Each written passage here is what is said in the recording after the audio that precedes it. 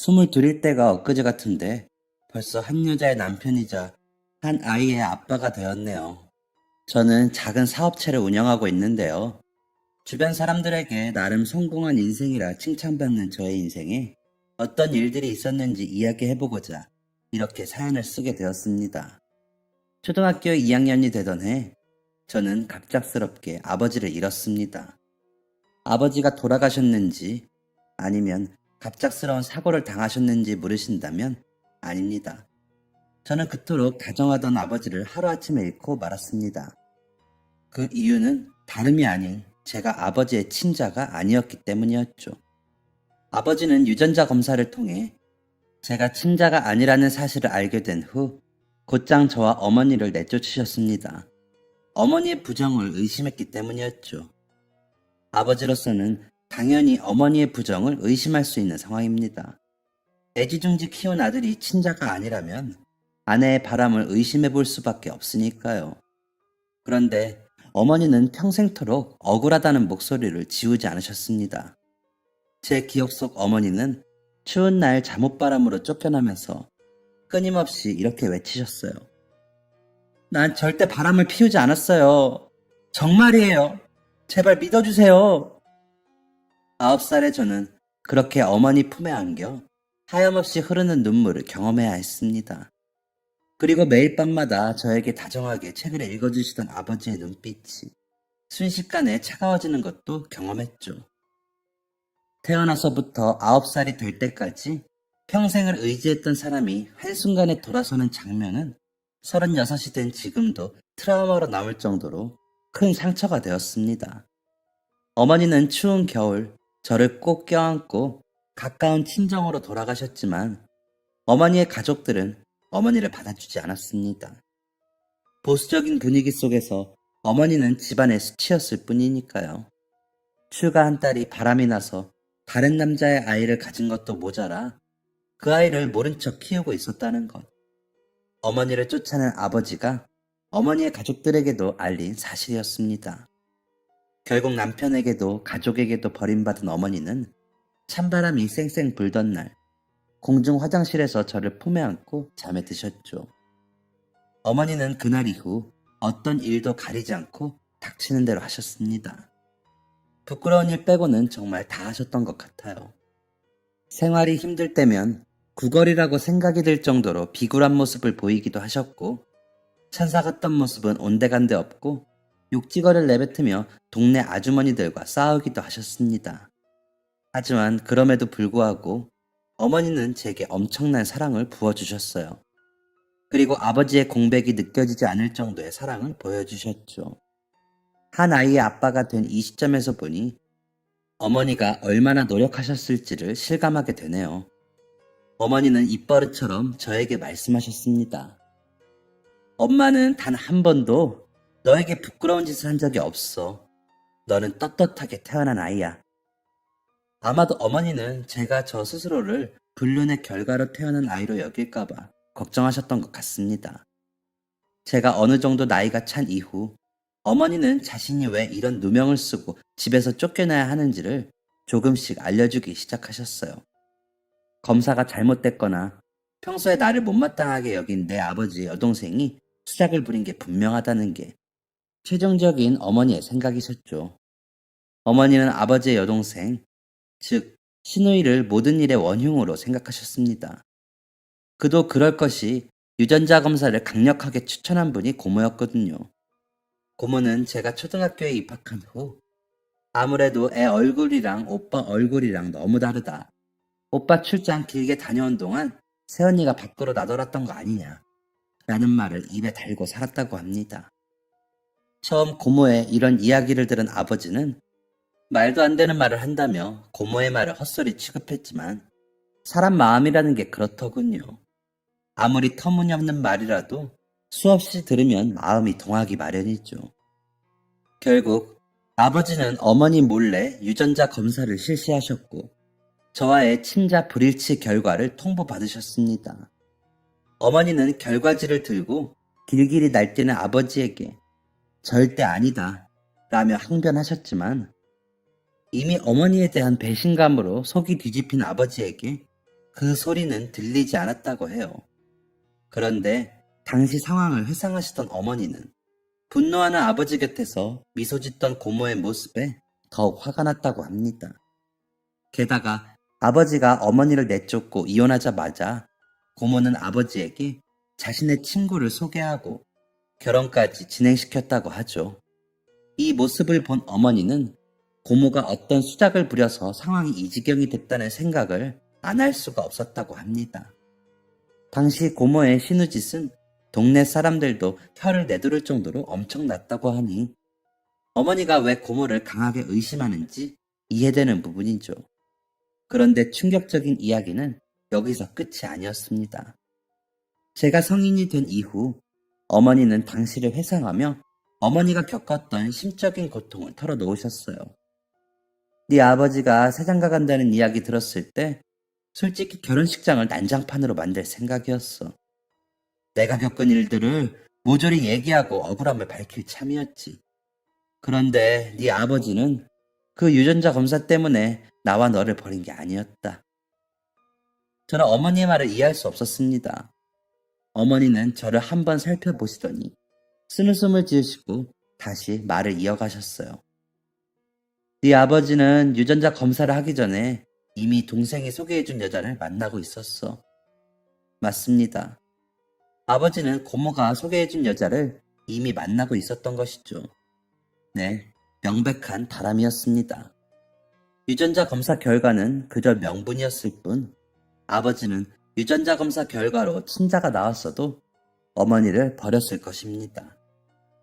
과연 그 인간이 검사 결과를 받고 충격을 받았을까? 아니었을걸. 어차피 이혼할 거였는데 잘됐다 싶었겠지. 그런 사람한테 백날 억울하다고 소리쳐봤자 들리지 않았을 거다. 그래서 네 아버지 결혼식장 앞에서 발길을 돌렸어. 말을 마친 어머니의 눈빛을 지켜보자니 억울한 마음을 안고 버텨야 했던 어머니의 지난 세월이 제 눈앞을 스쳐 지나가는 듯 했습니다. 그리고 뒤이어 보인 어머니의 손끝은 오랜 고생으로 해져 있었고 오랫동안 관리받지 못한 손톱은 이리 빠지고 저리 빠져 못난 모습으로 흉져 있었어요. 파릇파릇하기만 했던 어머니의 얼굴엔 어느새 깊은 주름들이 자리 잡혀 있었고 어머니는 또래 친구들의 어머니보다 10년은 늙어 보였습니다. 저는 그런 어머니의 모습을 보면서 다짐했습니다. 꼭 성공해서 잃어버린 어머니의 청춘을 되찾아 드리겠다고 말이죠. 꼭 어머니의 행복을 되찾아 드리겠다고 말이죠. 하지만 정말 안타깝게도 어머니를 호강시켜 드리겠다는 제 다짐은 쉽게 깨져버리고 말았습니다. 저는 공부머리가 영 없었기 때문에 대학을 가지 않고 성인이 되자마자 사회생활에 뛰어들었어요. 제 꿈은 단 하나였습니다. 내 돈으로 가게 차려서 사장 소리 듣기. 젊은 나이였기 때문에 가능했던 치기 어린 다짐이었죠. 저는 이 꿈 하나만을 바라보며 수년 동안 사업 초기 자본을 모았습니다. 하루에 3-4개의 일을 하기도 했고 노가다 현장에서 제대로 된 급여도 받지 못한 채 일하기도 했죠. 그저 오래 많이 일하는 게 최선이라고 생각했던 20살의 저는 23살이 될 때까지 친구 한 명 만나지 못한 채 돈을 모았습니다. 어머니는 매일 새벽같이 나가 자정이 다 되어서야 들어오는 저를 보며 매우 걱정하셨지만 가진 거라곤 체력뿐이었던 저에게 어머니의 걱정은 크게 와닿는 것이 아니었어요. 어머니의 걱정을 한 몸에 받으며 친구 관계까지 포기했던 저는 결국 24살이 되던 해 목표했던 사업 초기 자본을 모으게 되었습니다. 그리고 곧장 어떤 일을 해야 할지 주변을 물색하게 되었어요. 그리고 한 사람을 만나게 되었죠. 그 사람은 저에게 술 장사가 제일 남는 장사라며 자신의 가게 하나를 내어줄 테니 초기 권리금만 내고 가게를 운영하라고 말했습니다. 게다가 가게에서 나오는 순이익은 7대3으로 나누자며 저를 설득하기 시작했어요. 물론 제가 7이었죠. 무엇보다 그 사람이 보여준 가게의 장부도 썩 믿음직해 보였습니다. 하지만 너무 좋은 조건의 가게를 맡긴다는 말에 선택을 주저하니 그 사람은 저를 데리고 자신의 가게를 보여주기까지 했어요. 가게 내부는 정말 휘황찬란했습니다. 가게 안을 채운 샹들리에부터 딱 봐도 비싸 보이는 소파까지. 한 반년 정도는 내 가게에서 일하면서 일 배우고 이후에 가게 맡아서 봐주면 될 것 같아.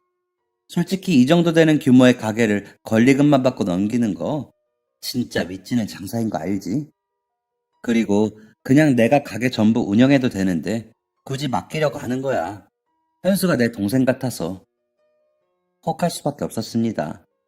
당시엔 어서 빨리 내 가게를 가지고 싶다는 생각에 이성적인 판단이 제대로 이루어지지 않았거든요.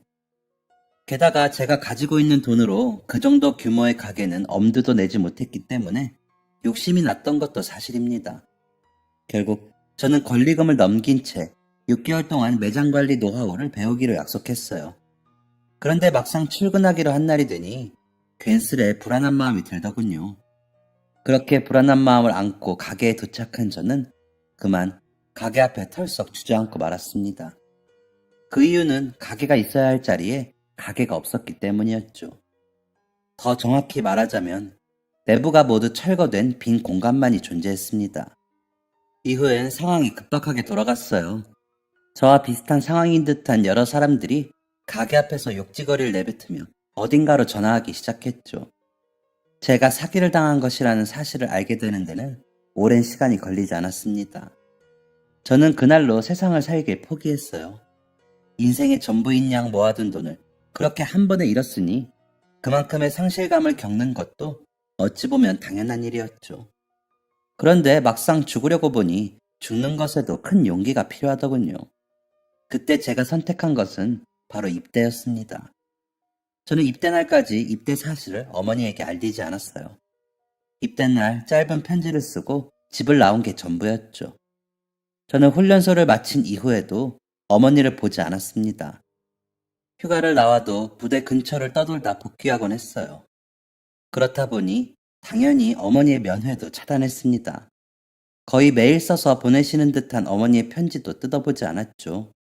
어린 마음에 사기를 당한 분노와 창피함을 어머니께 화풀이한 것 같아요. 면목도 없었고요. 어머니의 마음은 타들어가고 있을 거라는 걸 알면서도 말이에요.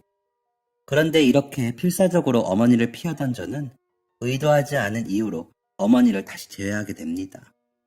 군생활이 막바지에 접어들 즈음 저는 급격한 건강 악화를 겪게 되었고 이내 간경화 진단을 받게 되었습니다.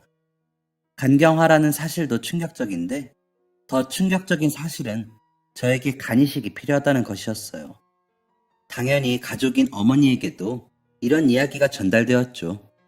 어머니는 소식을 듣자마자 오신 건지 식은땀을 줄줄 흘리며 제가 누워있는 병원 안으로 들어오셨습니다.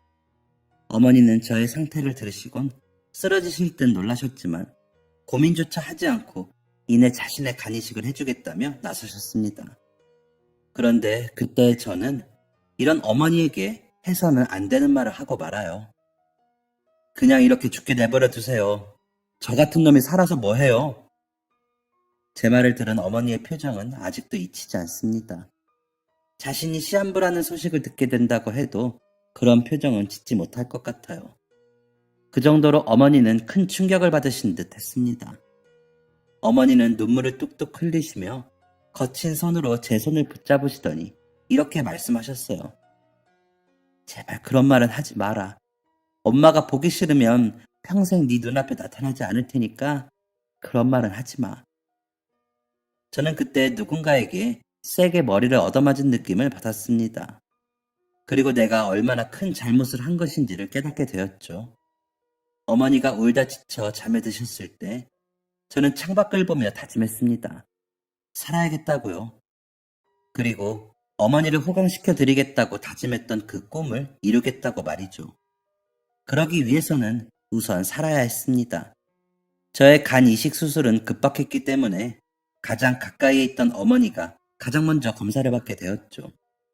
어머니의 간을 이식받아야 한다는 사실이 마음을 무겁게 했지만 어머니의 굳은 다짐을 만류할 수는 없었어요. 그렇게 검사를 한 후 저는 한밤중 찾아온 의사에게 충격적인 이야기를 듣게 되었습니다. 종이 한 장을 들고 제 곁에 앉은 의사는 이렇게 말했습니다. 검사를 진행하신 신경자 씨가 친어머니가 맞으신가요? 의사가 이런 질문을 한 데는 이유가 있었습니다. 어머니의 혈액형과 어머니가 적어낸 아버지의 혈액형을 대조해 보았는데 도저히 제 혈액형이 나올 수 없었기 때문이었죠. 당연히 간 이식도 불가능했습니다. 이 사실을 알게 된 저는 무언가 이상한 기류를 느끼게 되었고 무엇에 끌린 것인지 어머니 몰래 유전자 검사를 하게 되었습니다. 하지만 제가 유전자 검사를 의뢰했다는 사실은 쉽게 기억 속에서 잊히고 말았어요. 몸 상태가 하루가 다르게 안 좋아졌기 때문이죠.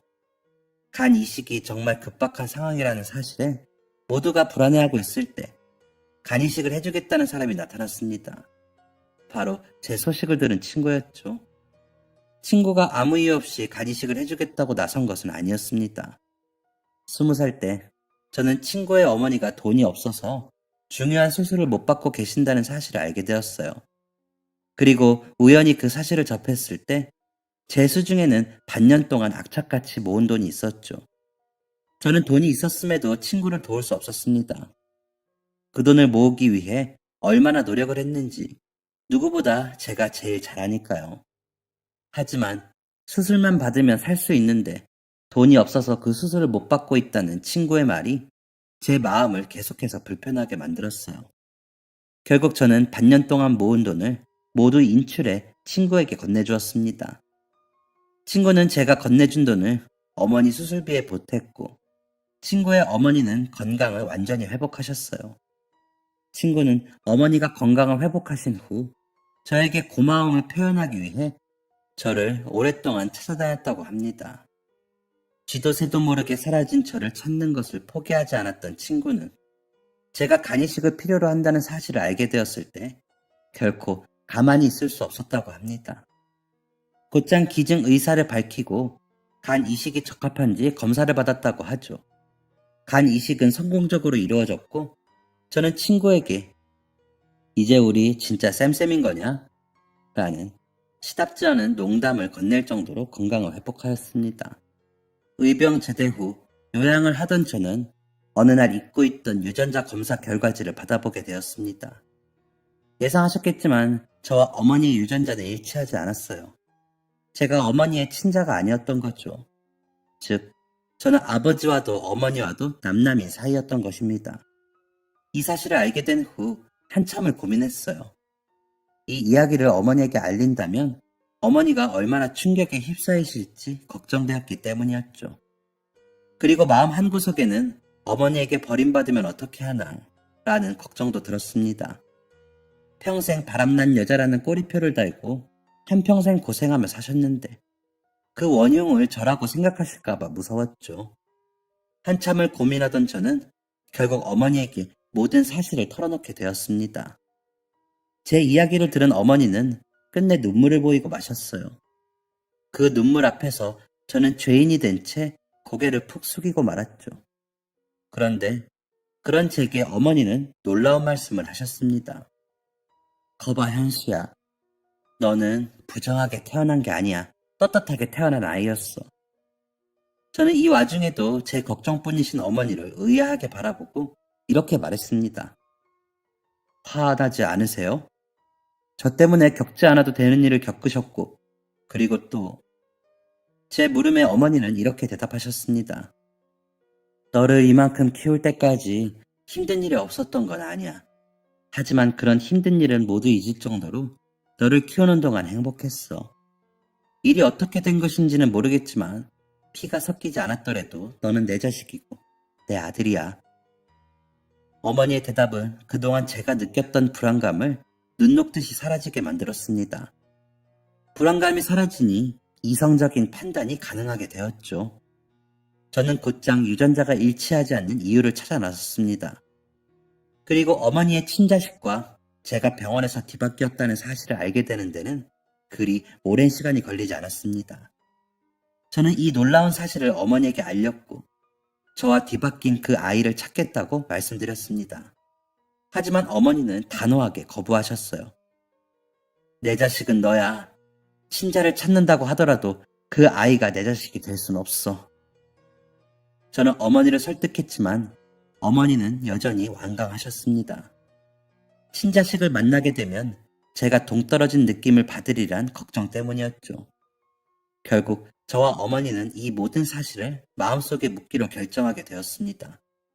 그러고 난 이후 저는 새롭게 사업을 시작했고, 다행히 사업이 잘 풀려 지금의 아내를 만나 결혼까지 하게 되었습니다. 안정적인 가정을 꾸리고 31살이 되어 제 아이를 품에 안아보니 가장 먼저 드는 생각이 있더군요. 바로 친자를 찾지 않겠다고 말했던 어머니의 속마음이었어요. 내가 이 아이를 잃어버린다면? 이라는 생각에서 시작된 고민은 꼬리에 꼬리를 물었고, 그 고민은 나는 아마도 이 아이를 평생 동안 그리워하겠구나 라는 답으로 정리되었습니다. 즉, 저희 어머니 또한 잃어버린 친아들에 대한 그리움이 여전히 존재해 있을 것이라 생각한 것이었죠. 그래서 저는 저와 뒤바뀐 인생을 살게 된 어머니의 친자를 찾기 시작했습니다. 병원 기록이 존재했기 때문에 어머니의 친자를 찾는 건 그리 어려운 일이 아니었습니다. 진짜 문제는 어머니의 친자를 찾고 난 이후에 시작되었어요. 친자의 상태는 심각 그 자체였습니다. 친자는 일용직 노동자로 하루벌이를 하며 사는 사람이었습니다. 알코올 의존증도 앓고 있었고, 그를 처음 만났을 때 저는 그가 굉장한 피해의식에 사로잡혀 있다는 사실을 알 수 있었습니다. 저는 제가 알고 있는 모든 사실을 숨긴 채 친자와 관계를 쌓아 나갔습니다. 그리고 그 과정에서 친자가 이렇게 살게 된 이유까지 알게 되었죠. 친자도 저와 마찬가지로 친자가 아니라는 사실 때문에 어머니와 함께 집에서 쫓겨난 사람이었어요. 저의 친모는 키워주신 어머니와 마찬가지로 아내가 바람이 나서 남의 자식을 낳아왔다 라는 억울한 상황에 놓이게 되셨다고 하죠. 저를 길러주신 어머니는 이런 억울한 상황 속에서도 저를 포기하지 않으셨던 반면, 저의 친모는 억울한 상황의 원인이 된 친자 최정윤 씨를 고아원 앞에 버리고 떠났다고 합니다. 똑같이 억울한 상황이었지만 각자를 길러준 어머니의 태도가 달랐던 것이고, 그 어머니의 태도가 지금의 저와 최정윤 씨를 만든 것이었죠. 갑작스럽게 부모에게 버림받고 어머니는 상실감에 스스로 목숨까지 끊은 상황에서 최정윤 씨가 제대로 된 성장을 할 수 있었을 리가 만무합니다. 최정윤 씨는 어린 시절부터 세상에 대한 분노를 품게 되었고, 세상을 살아가길 포기했다고 하죠. 정말 살고 싶지 않은데 스스로 죽는 건 무섭더라고요. 그래서 될 대로 되라고 생각하고 살았어요. 먹고 싶은 대로 먹고, 말하고 싶은 대로 말하고, 자고 싶으면 자고. 근데도 얼마나 목숨이 질긴지 죽는 것도 쉽지 않더라고요. 공허한 눈으로 이런 말을 뱉는 최정일 씨를 보니 23살, 사기를 당해 전 재산을 잃은 제 모습이 겹쳐 보이는 듯 했습니다. 하지만 최정일 씨의 인생은 제 인생보다 훨씬 기구했습니다. 저는 어머니에게 충분한 사랑을 받으며 자란 반면, 최정인 씨는 고아원에서 외롭게 자랐고 다른 사람들에게 무시와 괄시를 받기도 했죠. 무엇보다 사람들의 차가운 그리고 편견 어린 시선도 견뎌야 했다고 했어요. 최정인 씨는 그런 주변 시선을 이겨내는 방법으로 거친 생활을 선택하기도 했다고 합니다. 불량 서클에 들어가서 옳지 않은 일들도 여러 번 했고, 마음에 안 드는 사람과 시비가 붙으면 결코 물러나는 법이 없다고 했죠. 학창 시절에는 선생님께 불려가는 게 일이었고, 성인이 되고 나서는 경찰서를 들락날락거리는 게 일상이었다고 합니다. 현재 일용직 노동자로 일하는 이유도 거액의 합의금을 물어준 후 생긴 빚을 해결하기 위해서라고 했죠. 저는 최정윤 씨의 이야기를 들은 이후 곧장 그를 돕기 시작했습니다. 그를 도운 이유는 제 마음속 한 구석에 자리한 부채감 때문이었던 것 같아요. 그가 친어머니 손에서 자랐다면 조금 더 나은 인생을 살 수 있지 않았을까. 내가 그의 자리를 뺏어서 그의 인생이 이렇게 된 것은 아닐까 하는 미안한 마음이 제 마음속에 자리하고 있었던 것이죠. 제가 가장 먼저 한 일은 최정인 씨를 병원에 데려가는 것이었습니다. 병원에 가서 기초적인 검진을 받고 치료가 필요한 부분은 치료비까지 지원해 주었어요. 특히 치아가 많이 약해져서 그 부분을 많이 신경 썼습니다. 그리고 상담사인 아내의 도움을 받아 심리 상담도 시작하게 되었습니다. 사실 상담이라는 게 거부감이 들 수 있는 부분임에도 불구하고 최정인 씨는 선뜻 상담에 임했어요. 이유는 이런 상황을 만들기까지 최정인 씨와 지속적으로 관계를 쌓아온 그동안에 시간이 있었기 때문이었죠. 처음 최정인 씨는 제가 그에게 베푸는 친절을 못마땅해 했습니다. 자신에게 무엇을 바라길래 이런 일들을 하냐며 날카로운 말을 하기도 했죠. 최정인 씨가 그런 말을 할 때면 저는 사람이 사람을 돕는 데 이유가 있나요? 라며 웃어 넘기곤 했어요. 다행스럽게도 최정일 씨의 상태는 점차 나아졌습니다. 건강도 금방 회복했고 상담을 병행하며 심각했던 알코올 의존증도 완화되었죠. 그를 곁에서 지켜본 결과 최정일 씨는 삶을 포기한 게 아니었어요. 그저 어떻게 살아가야 할지 방법을 모를 뿐이었죠. 살아갈 만한 힘을 주고 어떻게 살아야 할지 약간의 방향성을 제시하니 최정인 씨는 스스로 노력하기 시작했습니다. 술을 끊기 위해 노력했고 어떻게 술을 끊을 수 있을지 질문하기 시작했죠. 그게 다가 아닙니다. 최정인 씨는 합의금으로 인해 진 빚을 갚아주겠다는 저의 제안도 거절했어요. 자기 일은 자신이 해결해야 한다는 뚝심 있는 생각 때문이었죠. 이만큼 도움을 받았는데 더한 도움을 바라는 건 아닌 것 같아요. 제가 해결할 수 있도록 해주세요. 저는 최정일 씨의 주변 환경에 아주 약간 개입했을 뿐, 그 이상의 도움을 준다던가 직접적인 도움을 주지 않았습니다. 최정일 씨가 괜찮은 사람으로, 괜찮은 인생을 사는 사람으로 변한 것은 순전히 그의 노력이었어요. 저는 최정일 씨가 모든 빚을 갚고 난 후에야 그에게 모든 사실을 털어놓게 되었습니다. 술을 끊고 있는 최정일 씨를 배려해서 카페에 방문한 상황이었죠. 최정일 씨는 제가 할 말이 있다는 사실을 알고 있는 듯 했어요. 그리고 그 말이 자신이 그동안 궁금해온 것과 연관되어 있다는 것까지 아는 것 같았죠. 저는 최정일 씨에게 왜 제가 그를 돕게 되었는지 그 사실을 말하게 되었습니다. 저한테 항상 물어보셨죠. 왜 도와주는 거냐고. 저는 한참 동안 하고 싶은 말을 속으로 삭히며 어떤 식으로 말을 시작해야 할지 고민하고 있었습니다. 최정일 씨는 그런 제 모습을 살피고 오히려 저를 안심시켜 주었습니다. 어떤 말을 해도 괜찮아요. 전부 이해할 수 있을 거라고는 장담하지 못하겠지만 이해하려고 노력해 보겠습니다. 저는 한숨을 푹 내쉬고 나서야 이야기를 꺼낼 수 있었습니다. 저를 처음 봤을 때 친자가 아니라는 사실 때문에 어려움을 겪어본 적이 있다고 말씀하셨었죠. 네, 아버지랑 어머니는 바로 이혼하셨고 어머니는 저를 고아원에 데려다 놓으신 다음에 곧바로 목숨을 끊으셨죠. 저는 저를 두고 떠난 어머니의 뒤를 쫓아가다가 투신하는 어머니의 모습을 현장에서 지켜봤고요. 사실 저도 마찬가지예요. 나도 마찬가지 라는 말을 듣고 난 후 최정인 씨는 꽤 놀란 표정을 지었습니다. 마찬가지시라고요? 네, 저도 아버지의 친자가 아니라는 사실 때문에 아버지에게 버림받았고 집에서 쫓겨난 어머니와 함께 살았어요. 혹시 저를 도와준 이유가 저랑 비슷한 일을 겪었기 때문인가요? 최정일 씨의 말은 이런 의미였습니다. 나랑 같은 일을 겪었기 때문에 내가 더욱 치근하게 느껴졌냐? 불쌍하게 느껴졌냐? 그래서 날 도운 거냐? 저는 깜짝 놀라며 손을 휘저었습니다. 아니에요. 그런 게 아닙니다.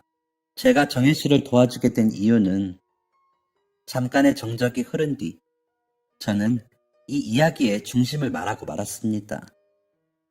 제가 정일 씨를 만나러 오고 도와주기 시작한 이유는 정일 씨가 친모로 알고 살았던 그분이 사실 저의 친모이고 저를 길러주신 분이 정일 씨의 친어머니이기 때문입니다. 최정일 씨는 제 이야기를 바로 이해하지 못했어요. 그러니까 그게 대체 무슨 말... 정일 씨, 저랑 정일 씨 생일이 같다는 건 알고 계시죠? 네, 정말 신기한 우연이라고 생각했었죠. 저랑 정일 씨는 생일만 같은 게 아니에요. 태어난 시각도 비슷하죠. 게다가 성별도 같고.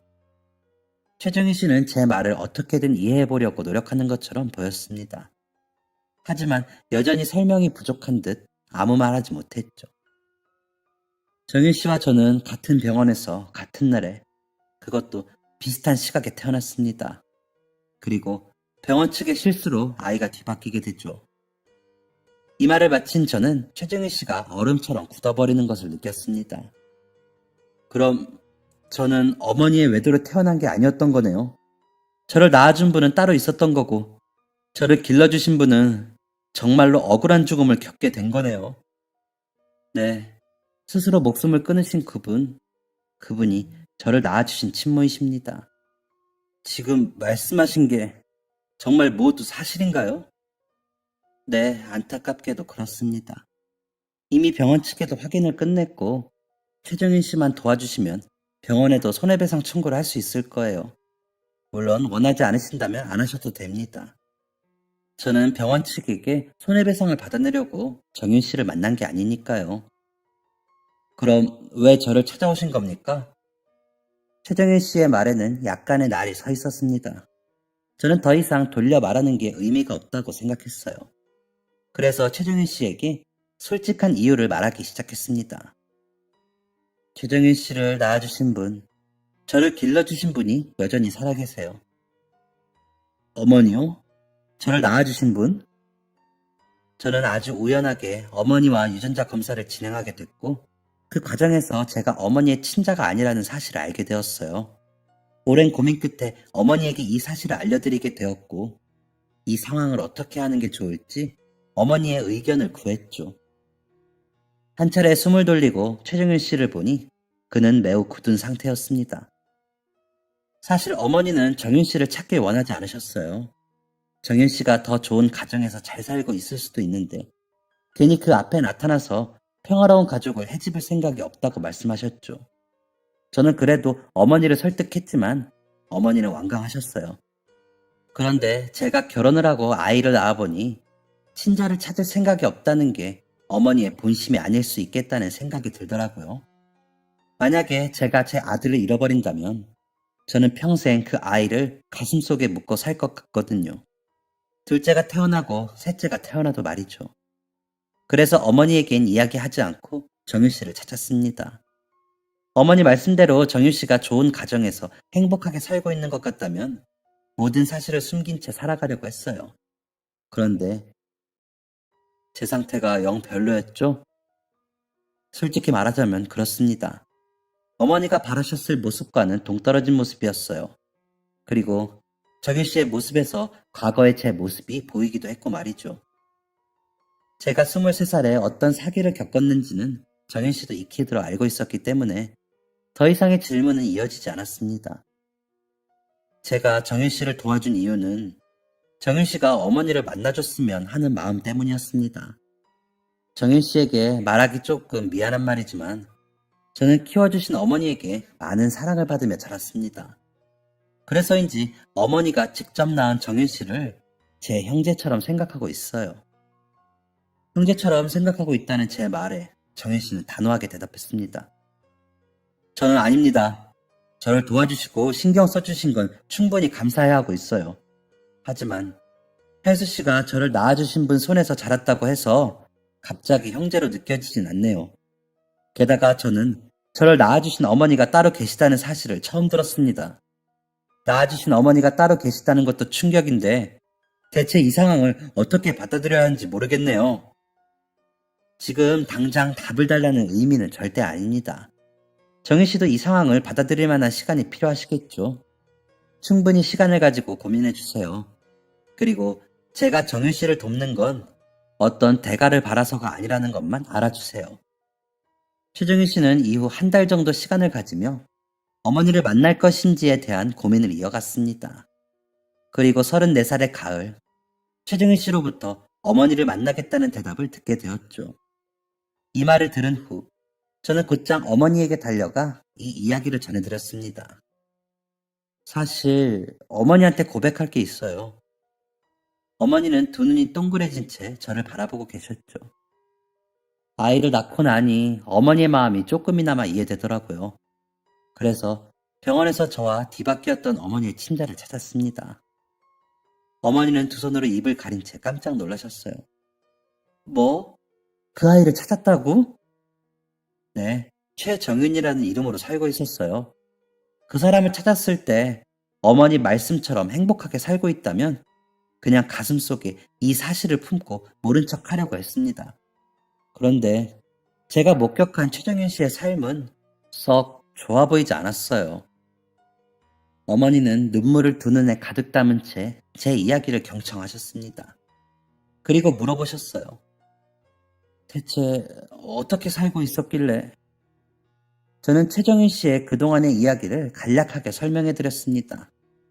어머니는 눈물을 뚝뚝 떨어뜨리셨고 동시에 제게 사과를 하셨어요. 미안하다, 미안해. 내가 너 앞에서 이렇게 울면 안 되는 건데. 하지만 저는 어머니의 눈물을 이해할 수 있었습니다. 괜찮아요, 엄마. 이해해요. 저도 이제 아빠가 됐고 친자가 따로 있다는 사실을 알고 난 후 어머니가 어떤 마음이었을지 짐작할 수 있어요. 제 말이 위로가 되었는지 어머니는 눈물을 연신 훔쳐내셨습니다. 그래서 그 아이는 지금 어떻게 살고 있니? 지금은 많이 괜찮아졌어요. 정윤 씨는 어머니를 만나겠다고 결심했어요. 어머니만 괜찮으시면 만나서 자세한 이야기를 들어보시는 게 좋을 것 같은데 괜찮으세요? 제 물음에 어머니는 격한 끄덕임으로 대답하셨고 저는 어머니와 최정인 씨의 만남을 준비했습니다. 어머니와 최정인 씨는 서로의 얼굴을 확인하자마자 서로를 끌어안고 눈물을 흘렸어요. 두 사람을 진정시키고 나서 보니 왜 이제까지 느끼지 못했을까 싶을 정도로 어머니와 최정인 씨의 얼굴이 똑 닮았더라고요. 어머니와 최정인 씨는 아침 해가 저물 때까지 오랜 시간 동안 그동안의 인생 이야기를 나눴습니다. 웃기도 하고 울기도 하고 서로를 위로하는 시간을 가졌죠. 대화가 마무리될 즈음 어머니와 최정윤 씨는 저를 바라보며 진심 어린 감사 인사를 전했습니다. 고맙다 현수야. 엄마 마음을 이해해줘서 너에게 정말 감사해. 최정윤 씨도 뒤이어 고마움을 표시했어요. 그러면서 이렇게 말했죠. 사실 현수 씨가 저를 찾아온 건 2년 전이에요. 그 2년 동안 참 많은 일이 있었죠. 만약에 현수 씨가 처음 저를 만났을 때 어머니 이야기를 꺼냈더라면 저는 현수 씨와 어머니에게 못된 말만 했을 거예요. 어머니의 존재 자체를 부정했을 수도 있죠. 아니, 애초에 어머니를 만나지 않겠다고 했을 거예요. 그런데 제가 이렇게 어머니를 만나기로 다짐하고 대화를 나눌 수 있는 건 2년 동안 현수 씨가 보여준 노력 덕분이었던 것 같습니다. 감사해요, 현수 씨. 정말 감사합니다. 저는 최정윤 씨의 말이 무엇을 의미하는지 바로 알 수 있었어요. 그날 저는 어머니, 최정윤 씨와 함께 아이처럼 눈물을 흘리며 기쁨과 슬픔을 모두 경험하게 되었습니다. 최정윤 씨가 자신의 출생의 비밀을 알게 되고 친어머니의 존재를 알게 된 지 몇 년의 시간이 지났네요. 최정윤 씨는 이후 번듯한 기술 자격증을 취득해 직장을 얻어 일을 하고 있습니다. 그리고 직장에서 버는 돈을 조금씩 모아 작지만 넉넉한 전셋집도 구하게 되었죠.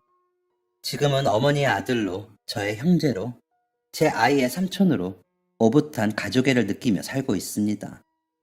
어머니와 자신이 너무 가까이 지내면 제가 소외감을 느낄까봐 항상 조심스러워하는 게 느껴질 정도로 속이 깊은 사람이에요. 저도 선을 지키기 위해 정윤 씨에게 아직도 말을 놓지 않고 있습니다. 정윤 씨도 마찬가지고요. 아내와 아들, 그리고 어머니와 정윤 씨가 함께 도란도란 이야기하는 모습을 보면 가장으로서 책임감도 느껴지지만 가슴 한편이 따뜻해지는 것을 경험하게 됩니다. 이런 가족의 모습을 지키기 위해 노력해야겠다는 생각도 들고 말이죠. 정윤 씨와 어머니가 서로를 완전한 가족으로 인정한 후 저는 저의 친부를 찾아보았습니다. 친부를 찾는 것 또한 그렇게 어렵지 않았어요. 저는 친부가 살고 있는 모습, 그리고 친부가 어떤 사람인지를 목격한 후 친부 앞에 나서기를 포기했습니다. 우선 친부는 저의 친모와 이혼한 후 새 가정을 꾸려 가정을 이룬 상황이었어요. 그런 사람 앞에 나타나는 건 민폐일 뿐이었죠. 무엇보다 저의 도덕적 관념으로는 도무지 제 친부모님이 좋은 사람으로 보이지 않았습니다. 이 모든 사실은 친모가 죽기 전 작성한 유서를 통해 알게 된 내용인데요. 저는 친부와 친모의 하룻밤 불장난으로 태어난 아이였습니다. 친부를 오랫동안 연모했던 친모가 결혼을 일주일 앞둔 친부를 꼬셔서 하룻밤을 얻어냈던 것이죠. 친모는 친부의 예비 신부를 찾아가 자신이 예비 신랑과 잠자리 했다는 사실을 알렸고 결혼이 미뤄지는 동안 자신의 임신 사실을 통보했다고 합니다. 즉, 저의 친부와 친모는 결혼식도 제대로 올리지 못한 채 사랑 없이 결혼 생활을 했던 것이죠. 친부는 친모가 산통을 겪고 있을 때조차 나타나지 않았었다고 합니다. 사랑 없는 책임만 있었던 결혼이었기 때문에 벌어진 일들이었습니다.